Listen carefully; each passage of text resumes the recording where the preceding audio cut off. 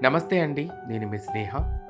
'ప్రేమ అనే ముసుగులో' ఈరోజు మరొక ట్రాన్స్‌జెండర్ అయితే మేము కోల్పోవడం జరిగిందండి. తన ప్రేమే తనకు శాపమైంది. తన ప్రేమే తన ప్రాణం కోల్పోయేలా చేసింది.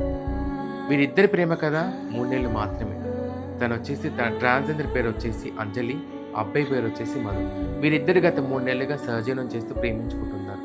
వీళ్ళిద్దరికి సంబంధించిన ఫోటో ఇన్‌స్టాగ్రామ్‌లో పోస్ట్ చేయడం వలన ఆ అబ్బాయి వాళ్ళ కుటుంబంకి తెలిసిపోయిందని చెప్పేసనేసి ఈ ట్రాన్స్‌జెండర్‌ని వదిలేసి వెళ్ళిపోయాడు.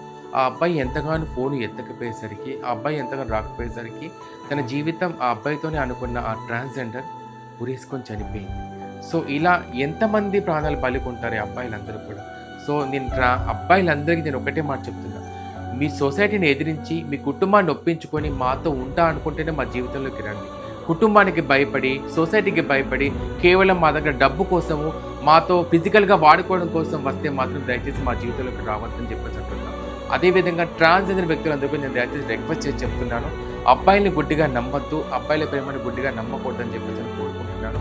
దయచేసి ఇంతటితోనే మన ట్రాన్స్‌జెండర్ ప్రాణాలు పోకుండా మనం కాపాడుకోవాలని చెప్పేసి నేను మీ అందరిని రిక్వెస్ట్ చేస్తున్నాను. మన ట్రాన్స్‌జెండర్ అంజలికి ఆత్మశాంతి చేకూర్చాలని మనమందరం కోరుకుంటున్నాం.